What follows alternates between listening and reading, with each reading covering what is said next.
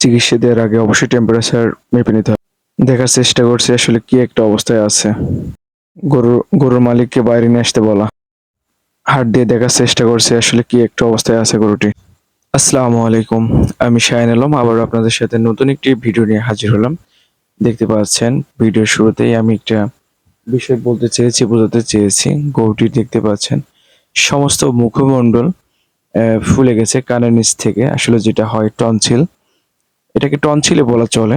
আসলে যখন খামারি দেখতে পারে গরুটি খুবই করুণ একটা অবস্থার মধ্যে দিয়ে আছে, খামারিকে বললাম যে আসলে গরুটিকে বাইরে নিয়ে আসার জন্য, যেন আমি বুঝতে পারি আসলে কি একটা অবস্থার মধ্যে দিয়ে আছে গরুটি।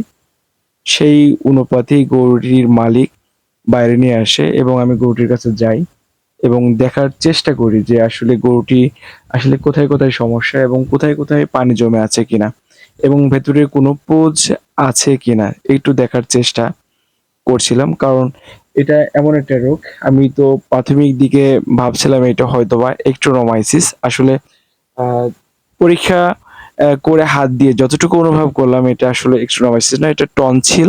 আসলে টনসিল হলে যেটা হয় আর কি, আমি আমার ব্যাগ থেকে থার্মোমিটার বের করে গরুটির চিকিৎসার পূর্বে অবশ্যই আমাদের করণীয় হচ্ছে থার্মোমিটার দিয়ে টেম্পারেচার ঠিক আছে কিনা চেক করে তারপরে চিকিৎসা দেওয়া। কারণ টেম্পারেচার অনেক সময় ফলস করে, অনেক সময় হাই থাকে, যার কারণে চিকিৎসা দেওয়ার পূর্বে অবশ্যই উচিত হবে যে টেম্পারেচার মেপে নিয়ে তারপরে চিকিৎসা দেওয়া। দেখতে থাকুন এবং আমি কি চিকিৎসা দিই এবং এই ভিডিওতে সেটা বলবো। কারণ এটা এমন একটি রোগ যা একবারে হয় ভালো হয়ে যাবে, নাইলে আম খামারিকে অনেক কষ্ট দিবে। কারণ এই রোগটি খুব একটা ভালো রোগ নাই। এই রোগটিকে আমি যখন টেম্পারেচার নিলাম এবং টেম্পারেচার নেওয়ার পরে যতটুকু বুঝতে পারলাম আসলে টেম্পারেচার ঠিক আছে। কারণ টেম্পারেচার ১০২ থেকে ১০৩ এর মধ্যে আছে।